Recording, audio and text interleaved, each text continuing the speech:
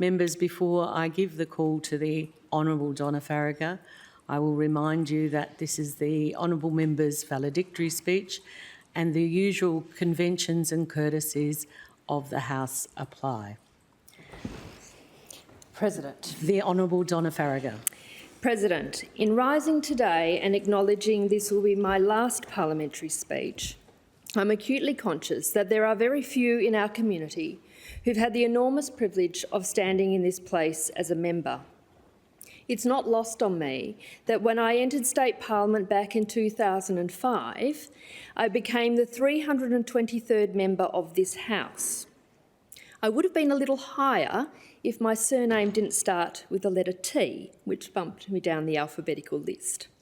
I was the 55th woman to be elected to State Parliament and the 26th woman to take my place in the Legislative Council.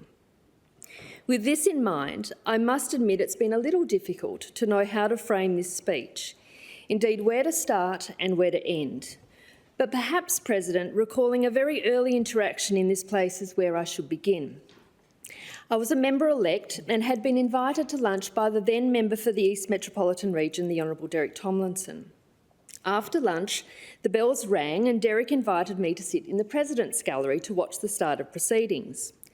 I sat quietly as members took their seats and came to get a glass of water, as we still do today.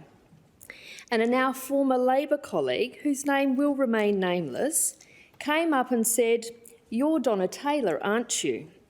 Very politely, I said yes, and his response, without a hint of a smile, was, "We've been waiting to see you." I must admit I wasn't quite sure whether I should take that statement as a positive or a negative, but the latter seemed the more likely option.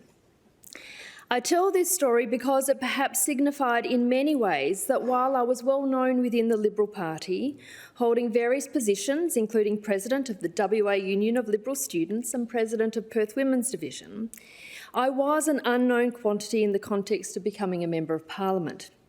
To be frank, I didn't quite fit the stereotype, albeit a wrong stereotype, of a Liberal parliamentarian. I was 29 and engaged to be married. For the first 6 months of my term, I was the Honourable Donna Taylor, which I learned very quickly was a somewhat easier last name for people to pronounce than Faragher. And in that regard, I've got pretty used to getting mispronunciations. Faragher, Faragher, and my old favourite, Farquhar. I'm going to love how Hansard writes those names up. But, President, so it was on the 22nd of May 2005 I gained my first, becoming the youngest Liberal woman to enter this State Parliament. I now also take the mantle of being our party's longest-serving female member. President, there is no doubt that there may well have been a small amount of intrigue as to how well this fresh face for the Liberals, as I was referred to by the West Australian, would go. It's because of this that I will always be enormously grateful to those first Liberal Party pre-selectors, including my good friends Heather Gilmore, Kate Taylor and Cheryl Paternoster, who are in the gallery today, who put their faith and trust in me all those years ago. I also thank David Atkinson, also in the gallery, for being my referee for every one of my pre-selections. He's known me since I was 4, so it's fair to say he knows everything about me. As I did in my first speech, I again say to all of them, thank you. President, entering Parliament was initially somewhat of a whirlwind. Having worked for then Federal Minister, the Honourable Chris Ellison, who is in the gallery today, I had a good understanding of parliamentary procedures and policy development, how to write speeches and to research. I knew how to help constituents and work with officials in various government departments. But, President, it's one thing to work for a Member of Parliament, it's quite another to be one. It's for that reason that I was enormously grateful that when I took my place for the first time in one of the old benches, actually near where the Honourable Darren West sits now, that I had the Honourable Barry House immediately to my left and the Honourable George Cash to my right. In those very early days and months that follows, it was these members, along with my office roomie, the Honourable Barbara Scott, and the Honourable Robin McSweeney, who are in the President's Gallery today, who really taught me the ropes. They answered all of my questions, helped me when I didn't yet know all of the standing orders, and gave me pointers along the way. And it was the Honourable George Cash who first said, and it's something that I have often repeated to new members as they have entered this Parliament, that while being in government is always the preferred option, coming into Parliament in opposition often teaches you more. For those on the outside, these remarks might sound odd, but remember, in government, it is the ministers of the day who generally take the day-to-day limelight in this place. In opposition, we can speak on any bill, ask questions on any topic, and move motions which aren't all about congratulating the government of the day. But opposition is hard work, and while I have listened to a couple of the somewhat gratuitous comments by members opposite on this topic, I will just say that for my part, hard work and dedication to the job is something I have never shied away from. When I came into this place, I was not part of the shadow cabinet. I was made, perhaps unsurprisingly, the Liberal spokesperson for youth. I didn't join the shadow cabinet until 2 years later when I was appointed Shadow Minister for Disability Services. And I will say it was that portfolio in particular that perhaps brought me to the attention of others. Our 2008 Liberal disability election policy, which was delivered in full in our government's first term, was shaped by my many discussions with anyone or everyone who was willing to meet with me, to help me understand what was truly needed to support some of the most vulnerable in our community. It was shaped by questions I'd asked in this place and the many members of the Western Australian community who had contacted me as Shadow Minister to tell me of their lived experience or that of a family member. President, it was because I'd quietly gone about my job of developing what ultimately was a very strong policy, which had broad support across the sector, that when an early election was called by the then Premier Alan Carpenter, the Liberals' disability policy was ready to go, with members of the sector willing to stand with us and back it publicly. And while it didn't surprise those who knew me, I think it did surprise some others. I heard through the grapevine that the Minister's office was none too pleased, with the West saying the Liberals had, and I quote, invaded Labor turf, with a comprehensive disability policy that wasn't a promise to consult, but in the paper's words, the genuine article. After the announcement, I remember travelling back to Parliament with the Honourable Colin Barnett, who's in the President's Gallery today. And he may not remember this, but I certainly recall him saying as we got out of the car, well, that was good. What shall we release tomorrow? And he said that because in the preceding few days, we'd also released other policies that I'd prepared, a youth policy and one aimed at tackling illicit drugs, where I too, like the Honourable Sue Ellery remarked in her valedictory, was asked by the press pack whether I'd ever taken illicit drugs. The answer, President, was apparently an anticlimax, with Gary Adshead writing the following day that he, and I quote, should have realised the MP was way too straight to have ever puffed the magic dragon. Of course, the 2008 election was one that no one thought we would win, but history will show a different outcome, and one that ultimately changed my role in the Parliament significantly. Less than 2 weeks after turning 33, I found myself the new Minister for Environment and Youth in the first Liberal National Government led by the Honourable Colin Barnett. I also gained my second first, becoming the youngest woman in Western Australian political history to be appointed a Minister of the Crown, a record I still hold. I sincerely thank the Honourable Colin Barnett for appointing me to this role. Some might say he was taking a risk on a still fairly new and young Member of Parliament, and I'm sure that a few people told him that. But I will always be grateful that he placed his trust in me and gave me the wonderful opportunity to contribute as a Minister and a member of the State Cabinet. President, it's however fair to say that the early days in this new role presented some challenges, even on the first day.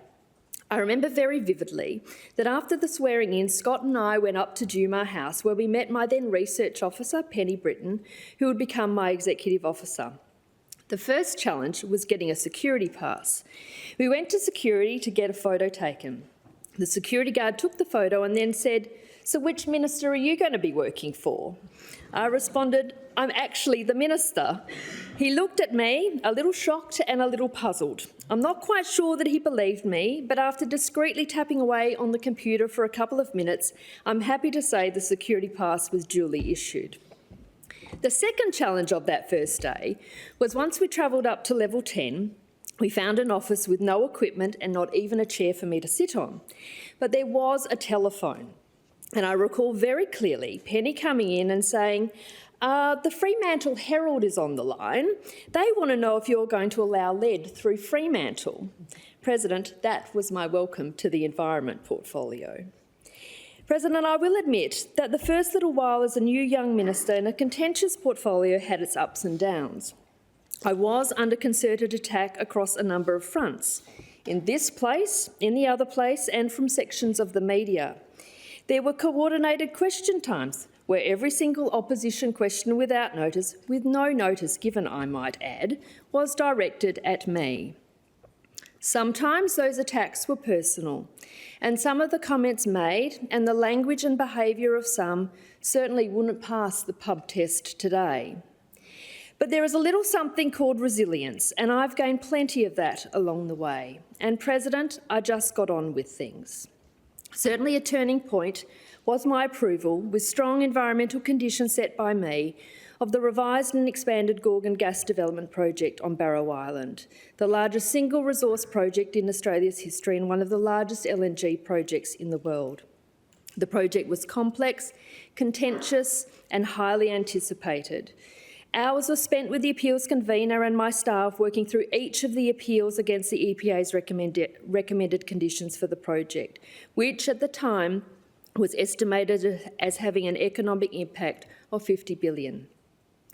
My final approval included incredibly stringent conditions to provide the highest levels of protection for regionally significant coral reefs and flatback marine turtles, and a requirement for the proponents to significantly contribute to several additional conservation programs for the life of the project, including a conservation benefit fund and a turtle conservation program. The project highlighted the challenges and the fine balance of achieving the highest environmental standards and the long-term economic benefits of major projects to our state and beyond. Over the next couple of years during my tenure as Minister, there were many other significant achievements delivered across the environment portfolio. These included the initiation and delivery of key conservation initiatives for environmentally significant regions, including the Kimberley. This work provided the clear framework for the region's long-term conservation, including a significant focus on landscape-scale programs targeting fire and other control projects, investment in major marine science research, tourism initiatives and joint management of land. The centrepiece of the strategy was the proposal to establish what we called at the time the Kimberley Wilderness Parks. It paved the way for the upgrade of the Prince Regent Reserve to National Park status and the delivery of 4 Kimberley marine parks: Roebuck, 80 Mile Beach, the North Kimberley, which remains the second largest in Australia, and of course my favourite, Camden Sound. Camden Sound Marine Park is now a protected place where the largest population of humpback whales in the world can safely arrive to calve and nurse their young, and to which I was subsequently conferred the honorary title Donna of the Whales by Colin. I established the Office of the Environmental Protection Authority, which represented at the time the biggest change to the EPA in more than 20 years. It was given greater autonomy and management of its own resources, with its own budget and its own staff. Sadly, in its wisdom, the Labor government decided to dissolve the office in 2017 as part of the machinery government changes, despite the fact the office, when it was established by me, was strongly supported by industry and environment groups alike. I also oversaw reforms to the environmental assessment process, which saw me finalise 742 appeals against 214 proposals during my term, and to issue more than double the number of environmental ministerial statements in 2009 compared to the Labor government in 2007, a figure I like to remind members on the other side every now and again. Establishing the Rediscovering Our National Parks program, which saw a significant funding injection for capital works to improve visitor facilities at many of our state's national parks and regional parks, was also a highlight. And perhaps still, one of my favourites was the creation of a 400-hectare predator-free enclosure for the critically endangered woylie at Perup Nature Reserve. Some in the department had wanted to use some available funds from an offset to buy up some land to add to the conservation estate. But after receiving a briefing on the plight of the Woylies, this Environment Minister had a much better idea as to where those funds would go: the construction of that enclosure.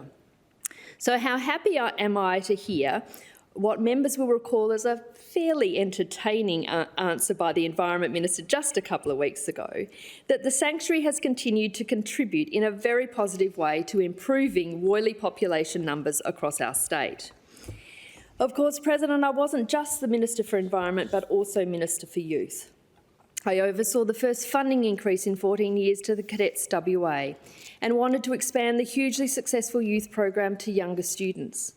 I joined my environment and youth hats together and came up with the idea of River Rangers, the first junior cadet program for young people in their final years of primary school. And I will admit, I was really pleased when I attended Bassendean Primary School's graduation ceremony last year and heard the principal talk about the value of the River Rangers program and what it's meant to so many of their students since its inception. I reinstated the funding to the WA Youth Parliament. I supported various youth development initiatives and revamped the Youth Awards, and strongly felt a new award should be created to recognise youth workers across our state.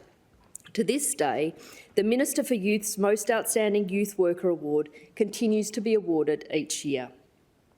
Of course, in amongst all of this, something else happened. I fell pregnant. And so it was that, for just less than 9 months, the little Woylie in the pouch, as she was known in my office, travelled far and wide with me, sometimes giving me an elbow during a press conference or doing a somersault when she was clearly bored with one of our weekly meetings with the DG. And of course, I think we were all relieved after one particular off-road visit in the Kimberley with the Premier in my very late stages of pregnancy, that all the bouncing around in the car on a dirt road hadn't necessitated a quick dash back to Broome Hospital for an early arrival. President, just less than a week before Claire was born, I stepped down from the ministry. I admit it wasn't an easy decision, but both Scott and I felt it was important to take some time to learn how to be a little family of 3 without the spotlight of being a minister. Albeit I was back full-time in this place, with the Premier appointing me his Parliamentary Secretary when Claire was less than 3 months old. In this role, I was delighted to assist the Premier on a range of issues, most particularly the state's coordination of CHOGM and the Queen's visit to Perth in 2011, the science portfolio, various issues relating to children, as well as the state's recognition of Pregnancy and Infant Loss Remembrance Day. And I thank John, Kate and Mary Jane Delaney, who I work closely with to see this day recognised. They are in the gallery today. President, it was while a Parliamentary Secretary that a new member of our family arrived, albeit under a bit more challenged circumstances than our firstborn. I spent some time away from the Parliament and was confined to almost 24/7 bed rest, both at home and sometimes at hospital, to ensure our baby stayed where he was meant to. And against all of the odds, Harry did stay in place, arriving safely just a few days before the 2013 election. This personal experience was extremely difficult for me, Scott, and our family. But it also gave me a greater insight and understanding into the importance of critical early supports throughout a pregnancy. And it meant that I advocated strongly and perhaps persistently to the then Health Minister Kim Hames to ensure the preterm birth prevention clinic at King Edward Memorial Hospital received, after a successful trial, initial government funding and support. I would, of course, go on to have the absolute privilege to again join the ministry through my appointment as Minister for Planning and Disability Services. President, planning, much like environment, had plenty of potential contention attached to it. Again, I spent hours working through various planning amendments, oversaw the commencement of works at Scarborough Beach, and continued to oversee and give approval to a series of development aspects of Elizabeth Quay, which, much like the stadium, has become a defining landmark in our city's landscape.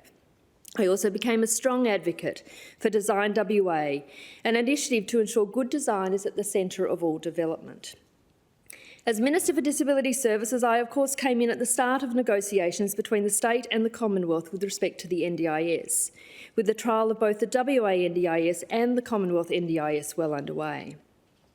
After months of significant negotiation and many discussions with my Commonwealth counterpart, the Honourable Christian Porter at the time, we got an agreed bilateral agreement between the state and the Commonwealth to allow for national consistency but with local operational control of the NDIS, a significant acknowledgement of Western Australia's long-time ability to deliver disability services at the local level. History will show that ultimately, with the change in government, a different decision allowing for centralised control would be taken after the 2017 election. I didn't agree with that decision, but I don't intend to dwell on that today. All I will say is that I have continued to watch the rollout of this reform with interest and have found it a little ironic on occasion when I have heard federal Labor over the last little while argue that the states need to do more. That, President, is exactly what we wanted to do in the first place. Of course, my interest in advancing policies and initiatives supporting people with disability and children with developmental concerns has always been part of my time in this place. It has always bewildered me that there is an accepted premise across the media and by sections of the community that the Liberal Party is neither strong nor passionate about advancing policies impacting children, families and community services generally. For my part, I reject that premise. My interest in these policies areas, particularly as they relate to children, dates back well before my entry to Parliament. Ensuring a dedicated focus is placed on the needs of the youngest members of our community is so important. But as I've often said, children do not have a voice in this place, but we do. I have therefore used the privilege of being a member of this House to advocate for children across a number of fronts. I have consistently highlighted, perhaps to the annoyance of some of my colleagues opposite and ministers in the other place, the impact of unacceptably long wait times to access paediatricians and vital allied health services on a child's development. In 2022, this culminated in a significant push by me, supported by many families, health, education and community service organisations, to establish a select committee of the Legislative Council to inquire into child development services in this state. That committee, which was ultimately formed after the House agreed to its establishment and which comprised of the Honourable Sally Talbot, the Honourable Samantha Rowe and myself, delivered a significant report making clear recommendations to improve the accessibility and sustainability of this vital government service. The government has responded in part with additional funding of $39 million, which is very welcome. But to be honest, I'm not sure that amount of funding would have been provided if it were not for my consistent advocacy and that of others, and for the tabling of that committee report, which again sadly placed on the parliamentary record that which the government already knew and had failed to rectify. That is, that the system had been severely underfunded for far, far too long. I just ask the government, do not allow that bipartisan report to gather dust. It does provide a way forward. While there are 10 very good, I might add, minority recommendations from me, there are 57 recommendations agreed to by all 3 members, 2 Labor and 1 Liberal. And members will know the Honourable Sally Talbot and I haven't always agreed in this place, but on this particular issue, I think we certainly agree on what the government needs to do. And while I'm at it, I hope that many of the issues that I have raised in this place over the years as they relate to children continue to be raised by both current and incoming members. I am, of course, very pleased that the government followed our lead by matching our commitment at the recent election to provide funding to Nagala to ensure universal access to its residential parenting service, a really important service for WA families. It was something I have advocated strongly for and was a Liberal policy I was proud to prepare and announce. But there is more to do. My advocacy for children has been shaped by so many discussions, by research and by answers to what feels like thousands of child-related questions that I have asked in this place over 20 years. And on that, I do sincerely thank the officers in the Child and Adolescent Health Service, the Metropolitan Child Development Service and the WA Country Health Service, who've had the unfortunate task of preparing answers to well over 250 questions from me in this place, in budget estimates and annual report hearings in just the last 4 years alone. I hate to tell them, and the long-suffering Parliamentary Secretary to the Minister for Health, who's had the unfortunate time to answer many of these questions in this House, that we still have 2 question times left before the end of my term. So they might have a couple more heading their way. They can get a well-earned rest on Thursday, President. President, I don't pretend that the issues I have consistently championed in this place and outside of it will solve everything, but there are clear opportunities for government to do better to support children, particularly young children and their families. More child and parent centres, more KindyLink and ColdieLink programs, increased support for community kindergartens, introducing mobile child allied health clinics, greater support for child health nurses, the need for a child wellbeing strategy, and the one that I have perhaps most consistently encouraged the government to do, introducing speech pathology services directly into our schools. I really and truly wish the government would, at the very least, trial such a service, and I am certainly not alone in that view. Because, as I will say for the very last time in this place, children who grow up so very quickly do not have time to wait. From an electorate perspective, I recognise that at the conclusion of my time in this place, I will have reached another record, one that is unlikely to ever be broken as a result of our changed electoral system. That being that I will be the longest-serving member for East Metropolitan Region across all political parties. President, it is the things that we do as members on a daily basis within our electorates that will never make the nightly news or the paper, that makes our role so very special. My commitment to the East Metropolitan Region, a region where I have lived all of my life, has never wavered. For 20 years, I have had the immense privilege of supporting and advocating for so many community organisations, schools, local charities and constituents in many different ways.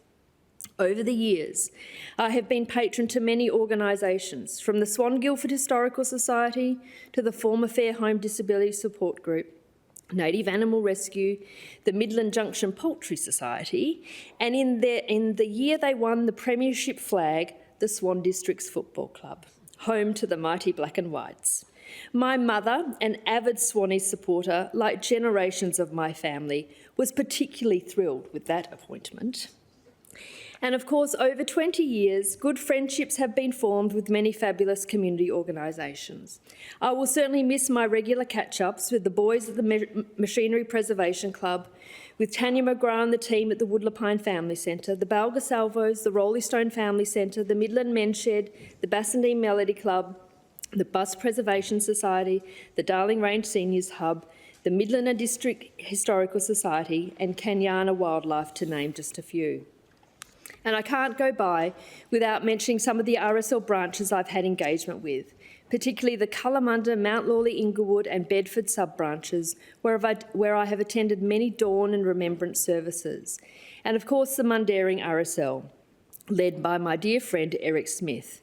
With the exception of the COVID years, I have attended every one of their Anzac Day services since becoming a member.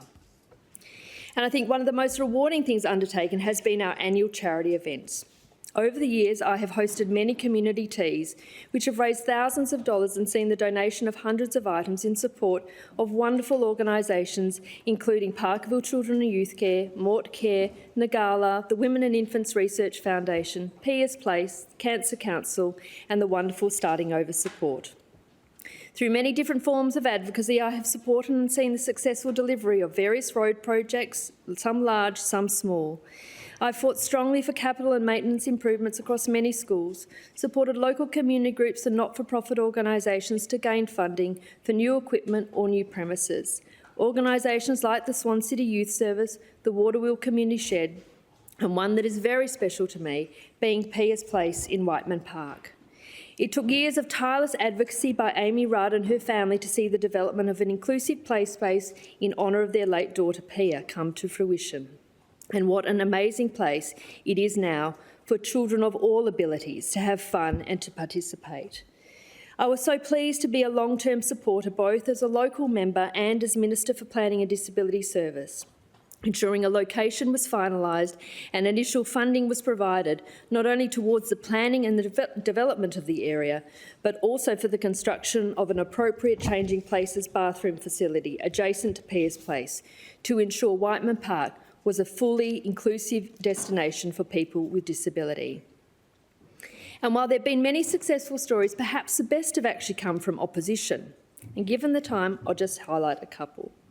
First, advocating strongly and ultimately successfully with the local community, we saw the reversal of the government's decision to cut funding to a number of local community centres back in 2016, including the Woodlapine Family Centre in Forestfield.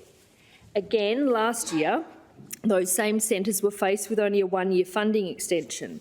We fought again and we won again, with those centres receiving a 5-year contract, albeit, I will say, it is about time their annual government funding was increased.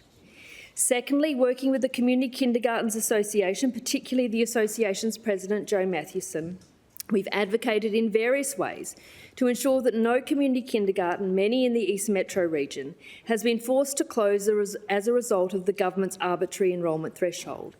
I have gone down so many slides, made fabulous Play-Doh dinosaurs and played with plenty of building blocks with kindy kids over the years, all in the name of advocacy. The final one I will mention happened a long time ago, but still is one that is raised with me in the electorate, even as late as the last election, when someone thanked me again for what I had done so many years ago, and that is Governor Stirling Senior High School in Woodbridge. Left in a complete state of disrepair, to put it mildly, the school community came to me early in my first term. I visited the school and saw the appalling and unsafe conditions that students and staff were expected to work in. The school had literally been left to rot by successive governments.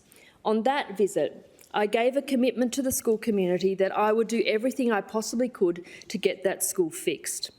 So we set out with a plan. Through a petition, questions in this place, adjournment speeches, visits to the school by the Legislative Council's Environment and Public Affairs Committee and the then Shadow Minister for Education, the Honourable Peter Collier, as well as plenty of local media attention. We finally got an outcome, the demolition and complete rebuild of that school. Of all the local wins over 20 years, Governor Stirling Senior High School will always be the standout.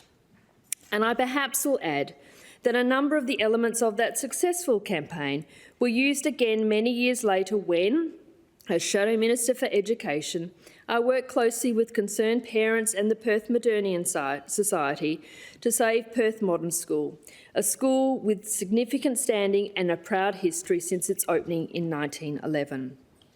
We worked together to overturn the government's decision, which was made without any consultation, to relocate Perth Mod to a high-rise inner-city school.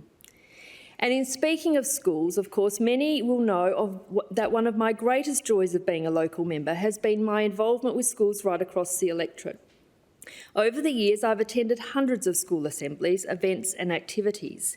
And in that regard, President, it seems most appropriate that my last official electorate duty will be to read to the delightful Year 1s and 2s at Inglewood Primary School, where my children went, at 10 a.m. tomorrow morning as part of National Simultaneous Story Time. Over 20 years, well over 2,000 students have received a graduation award that bears my name. I admit the name of the award has had various iterations reflecting the transition of the Liberal East Metro ticket over the years. The Morton Taylor Award, the Morton Faragher Award, the Morton Faragher Hayden Award, 2 since 2017, simply the Donna Faragher Leadership and Service Award. Despite the name changes, the award has continued to be provided to around 150 deserving students from Byford to Balga each year. Over 20 years, thousands of Year 3 students have participated in my Christmas card art competition. I've had decorative Christmas trees, a Santa taking a break on the beach, Santa being pulled by kangaroos, a koala singing Deck the Halls koala style, and so much more. My staff actually had contact with the very first winner from Guildford Primary School not so long ago. He would now be 28 years of age. President, that does make me feel old. There are many trees that have been donated and planted for Schools Tree Day, and there are hundreds of books in school libraries that I've donated during School Book Week. And on that, just some advice to new players. My personal favourites to read to kindy kids are The Room on the Broom and The Koala Who Could. You can't get much better than a good-hearted witch with ginger hair and a koala called Kevin. Finally, before I turn to some final words, I just want to say something about this House. In my first speech, I spoke of the importance of our bicameral system and that checks and balances upon governments through the use of a second parliamentary chamber are an essential part of our philosophy and the philosophy of all democracies. This is a position I still hold. While there is, and this might get me in trouble with the other place, but while there is a lot of bluff and bluster in the other place during a parliamentary sitting week, I think that we would all agree that it is this House where the true legislative work is done. It is here where bills are properly scrutinised, where committees, like the mighty Standing Committee on Uniform Legislation and Statutes Review, which I chaired in the 41st Parliament, can truly assess the appropriateness and impact of clauses, where amendments can generally be made and hopefully better bills are passed as a result. Members will, however, know that I have lamented on occasion in the last few years with respect to some of the changes we have witnessed that relate to the customs, conventions and practices of this House. I don't intend to dwell on this today because there are plenty of my remarks that I have made on the Hansard. But I just say this, be cautious.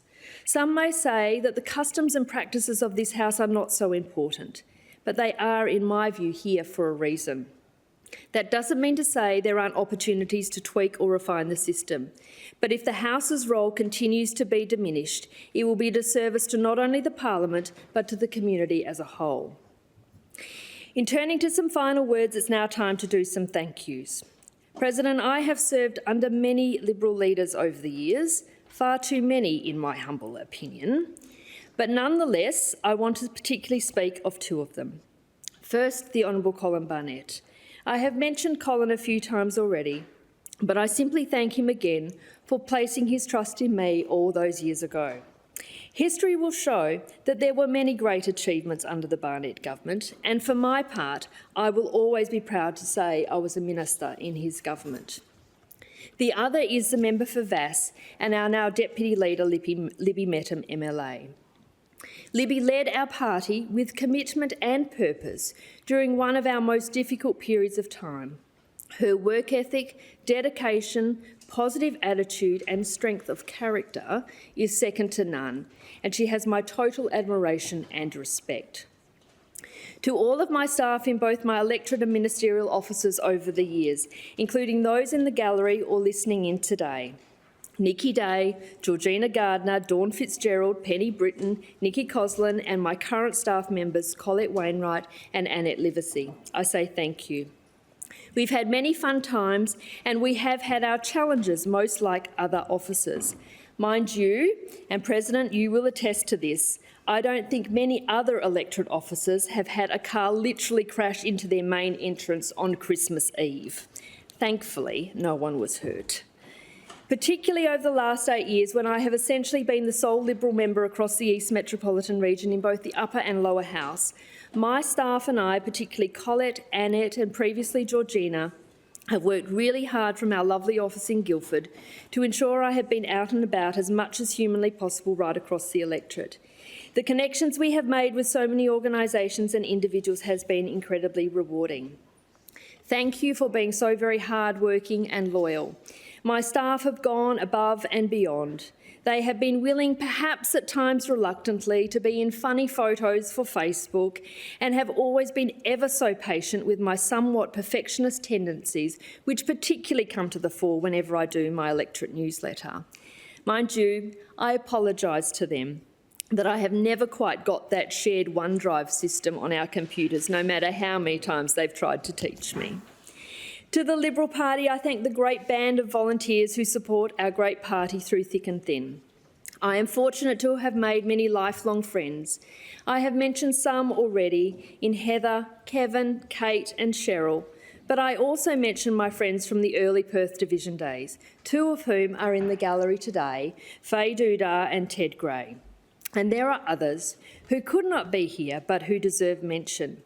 Matthias Corman, Richard Ellis, Jonathan Daventry and the late Margie Gray. To my colleagues on all sides of the House, it is not lost on me that with the departure of the Honourable Sue Ellery and I, the redhead faction, to which I'm actually going to call us the co-conveners, is going to be severely diminished. Now, some of you may see the loss of two, at times, fairly feisty redheads as a blessing, but I'll leave that to you to judge. But in acknowledging members opposite, notwithstanding my sometimes unruly interjections during question time, when I have received what is in my view a ridiculous answer from the government, in all of our debates I have always sought to be respectful, fair and focused on the issue at hand, never the person. And while we have disagreed, sometimes strongly on various matters, we have also probably agreed on a great deal more. And that bipartisanship has been present, perhaps most clearly through our parliamentary committee system. It is also present in parliamentary friends groups, and I particularly acknowledge my fellow co-conveners of the Parliamentary Friends of Rare and Undiagnosed Diseases, the Honourable Matt Swinburne and Stephen Pratt, MLA. The group did important work in the 41st Parliament, and I hope it continues in the 42nd. Now to my own colleagues. First to the Honourable Peter Collier. We came in together and we leave together. We have been ministers and shadow ministers together, but bizarrely I don't think in our 20 years we've actually ever sat on a committee together. And we have both somehow successfully dodged the Dell Ledge Committee. And I, for one, am eternally grateful. You are my best mate in this place, Harry's fabulous godfather and Claire's favourite Uncle Pete. You will always be popular in the Faragher household. To all my other colleagues, it is fair to say that I have perhaps brought a bit of colour to this side of the House over the past few years. And while I will no longer be in this Parliament, I am sure you will all miss me popping up during party room meetings with my occasional redhead contributions and wise words. Mind you, this may also be tempered with some element of relief by you all. I thank you for your friendship and for all that we have done together, and I wish you well and every success over the next 4 years and beyond. To the staff of the Parliament, to the clerk and all of the chamber staff, Rob Hunter and all of the Parliamentary Services team, thank you for all that you do for us every day. To the Parliamentary Library, the Hansard reporters for making our speeches read so very eloquently, and to our wonderful reception staff who've been taking my calls for years, I thank you. I also particularly thank the wonderful catering staff who look after us so well, and to the fabulous staff who are responsible for those sausage rolls. Members will know that they are a particular favourite of mine, and I will admit, President, that I'm actually kind of proud of myself that I managed to get to almost 20 years in this place before I unfortunately slipped up one morning in front of Scott and the kids and admitted my morning tea on a Thursday parliamentary morning consists of a cup of tea and 1 or 2 sausage rolls. President, they were horrified. So to my final thank yous. To my dear friends, a number who are in the gallery today or listening in, thank you for always being there. And in this regard, I particularly mention my fellow bridesmaids, as we are fondly known, Liz Shakespeare, Rebecca Spencer and Suzanne Woods. And of course, their husbands, Gavin, Paul and Andrew. You are the bestest friends a girl could ever ask for. I also thank one of my dearest friends from University Liberal days, the Honourable Rachel Merton MLC, member of the Legislative Council in New South Wales, for travelling across to be with us today. To my family, first, there are sadly 2 people who aren't here today, but who require special mention. My mum and dad. My dad, was the quieter one, but was the wisest man I have ever known, and he taught me so much. My mum was also very wise, but not so quiet. Those in the gallery will attest that she was a character. She was a strong redhead and was no doubt my greatest public advocate. I thank them for all of the opportunities they gave me, their wise counsel, and for their love and unconditional support. The values they instilled in me will remain with me always. And now to Scott, Claire and Harry. I cannot thank Scott enough for his love, support, encouragement and, of course, patience. He has been by my side every step of the way, and I couldn't have done this without him. Mind you, I'm not sure that Scott is quite prepared for me being home a little more, lest I should think of some new projects that we should do. But President, for his part, Scott has helpfully suggested that the tradition of sausage rolls on a Thursday morning should continue. And to my children, Claire and Harry, the most important job I have in this world is to be your mum, and I am so very proud of both of you. Kind, funny, creative and sports crazy. You make me happy every day. President, I do, however, have one more thing to say to my family, and it is an apology in advance. Given I have been a member for so long, some habits will be hard to break.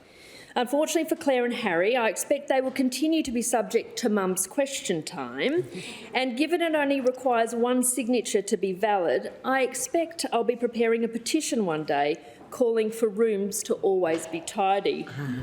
But I promise this will definitely be the last long speech you have to endure, and there will be no member statements from me before bed. In closing my remarks, I come back to where I started. Over 20 years, I have stood in this place hundreds of times, asking questions, answering questions, introducing bills, debating bills, tabling petitions, tabling committee reports, delivering ministerial statements and many member statements. It has been an enormous privilege to be able to do this, and a privilege that very few members of the Western Australian community have had the opportunity to do. President, when I returned to the ministry in 2016, a former staff member from my first ministry, Nikki, who's in the gallery today, had a book placed on my desk. It was a notebook with no words inside, but the cover read, "Finish what you started." That book has remained on my desk since then. Tomorrow, President, I finish what I started all those years ago, and I hope that I have held true to the words I said in my first speech in this place, where I committed, and I quote, to work hard, to contribute, and to strongly and effectively represent the interests and concerns of the East Metropolitan community, while at the same time upholding those beliefs and values that we as Liberals proudly hold. Thank you.